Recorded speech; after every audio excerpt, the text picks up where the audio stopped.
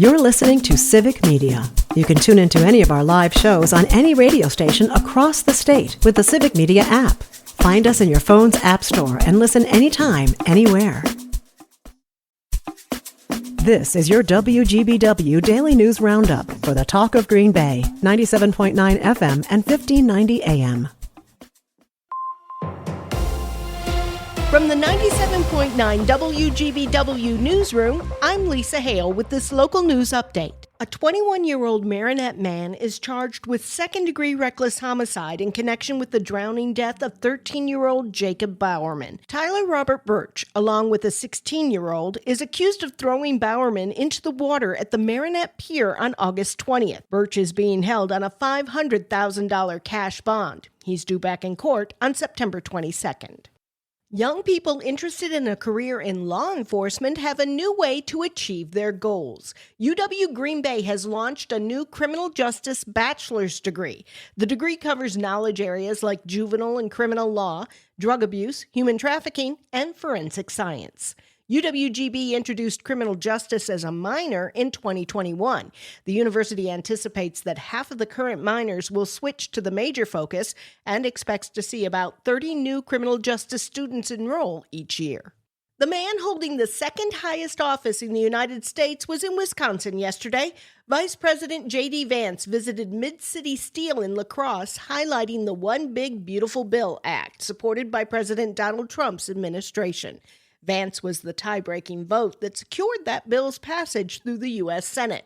This visit is one of several that Vance has made during August in swing states. He also visited Georgia and Pennsylvania this month. An added alert for missing children has helped save more missing kids over the past year. Melissa Kay has the story. The Wisconsin Department of Justice is raising awareness on Wisconsin's missing child alerts. For a little over a year now, they have expanded options to alert the public to missing children.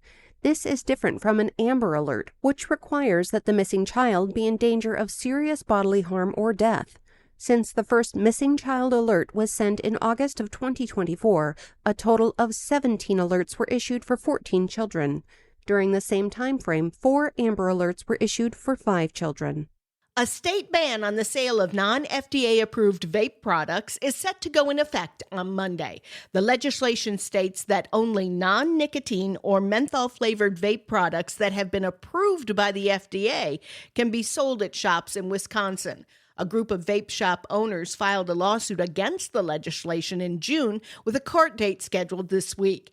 They say if the ban goes into effect, the state could lose millions of dollars in tax revenue, and they could be subject to thousands of dollars in fines if they continue to sell the products. The Wisconsin State Patrol is increasing their focus on preventing impaired driving ahead of the Labor Day weekend.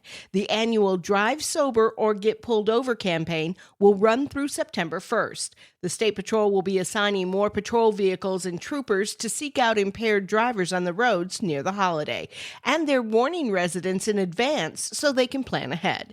Residents should have sober designated drivers if they plan to consume alcohol and should be prepared to use public transportation options if needed. Meanwhile, to make roads safer during the busy Labor Day holiday weekend, AAA is activating its Tow-to-Go program in Wisconsin. Starting at 6 o'clock tonight through 6 a.m. Tuesday, the service will provide free, confidential rides for impaired drivers and will tow their vehicles within a 10-mile radius. Since its inception about 25 years ago, Tow-to-Go has been instrumental in saving lives, removing nearly 30,000 impaired drivers from the road. More than 12,000 lives were lost in alcohol-related crashes in 2023. That's the equivalent to one death every 42 minutes. This weekend is the unofficial last weekend of summer, and the Wisconsin DNR is reminding the thousands of residents and visitors expected to visit the state's lakes and rivers this weekend to wear life jackets. So far in 2025, there have been 12 boating fatalities in the state. In common with many of them, a life jacket was not worn. This Labor Day weekend, boaters are reminded to stay sober, maintain a safe speed, and let someone know your route and when you expect to return. The Wisconsin Department of Natural Resources is once again reminding ATV and UTV riders to drive safely and wear a helmet ahead of the Labor Day weekend. According to DNR data, there have been 25 fatal ATV and UTV crashes so far this year, with a major contributing factor in those fatalities being that the riders did not have a helmet or were not using a seatbelt. There were a total of 40 fatal ATV and UTV crashes last year, of which 85% of the victims weren't wearing a helmet. Residents should also remain sober if they plan to use ATVs and UTVs. It's almost like a romantic comedy. Will they or won't they? Stuart J. Waddles reports. The Buc-ee's will proceed for now. A Milwaukee County judge dismissed a lawsuit aimed at blocking the massive Buc-ee's travel center planned for Oak Creek. The ruling was against a group called Oak Creek Neighbors United. They had claimed that the project approval was illegal. The dismissal means Buc-ee's can continue moving forward with plans for a 73,000 square foot store along I-94 near the Milwaukee-Racine County line. The next step for the project is a final review by the Oak Creek Plan Commission. News at the top and bottom of the hour all day and on demand anytime at WGBW.FM. I'm Lisa Hale for 97.9 WGBW News. A blockbuster trade. Hi, I'm Mike Clemens with sports. NFL, the Packers holding press conferences today to introduce Micah Parsons, who signed a 4-year deal with the team worth $188 million, making him the highest paid player in the league other than a quarterback. Parsons, the most feared pass rusher, ending his time with the Cowboys. Mark Murphy, who retired a month ago as Packers CEO, was holding a press conference at his induction into the Team Hall of Fame when the news broke and said he knew nothing of the deal. Oh. So, what did they give up, Rich?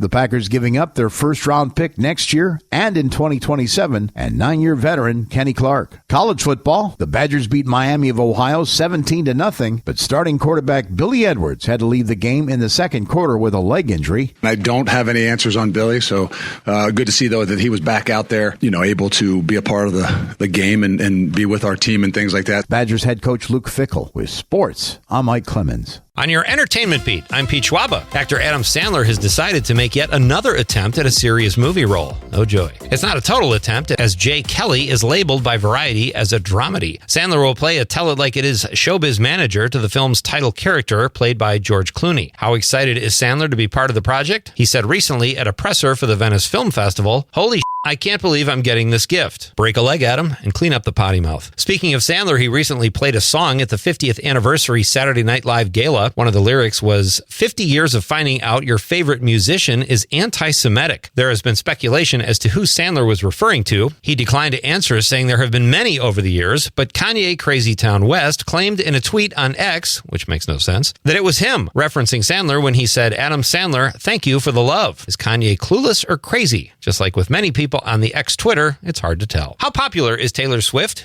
Even the people on the periphery of her world are getting rich. Dancing with the Stars is in season 34, and according to TheWrap.com, Jan Ravnik will join the celebrity side of Dancing with the Stars. Ravnik recently was a member of the dance squad on the Swift's Eras Tour. The full cast of dancers for season 34 will be announced September 3rd on Good Morning America. Ooh, not sure I can wait that long. Earlier this week on Nightlight, we discussed aliens and ghosts, which is typically a fun topic that gets a variety of reactions. Recently, some star power has been added to the belief that aliens exist. Actress Emma Stone says she believes in aliens. She may have ulterior motives, as she is playing a CEO captured by a conspiracy group who believes she is an alien sent to destroy Earth in the new film Begonia, which hits theaters this October.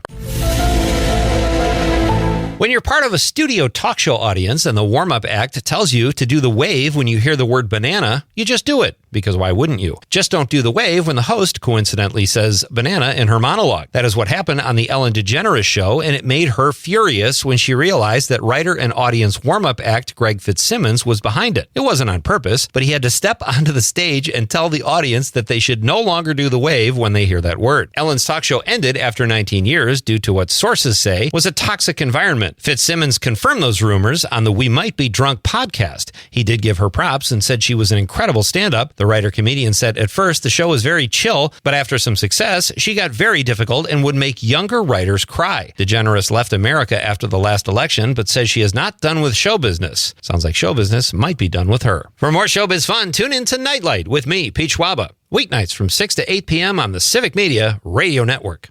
Partly cloudy today, our high in the upper 60s to right around 70 this afternoon. Tonight, partly cloudy, we're going to drop into the upper 40s to low 50s. Tomorrow, mostly sunny with a high in the low to mid 70s. I'm meteorologist Sean Cable. Outside now, it's 50. That's your WGBW Daily News Roundup from Civic Media. Subscribe to this podcast on Spotify, Apple, or wherever you find your podcasts. Find more news at WGBW.FM. The national news cycle never stops, but it can be hard to find news about your local community. Civic Media is dedicated to providing quality local and state news coverage across Wisconsin. With the Civic Media app, you can get notifications about local stories that matter to you and your community. Find the free Civic Media app in your phone's app store and choose notifications from the menu to tell us what kind of news you want to hear about.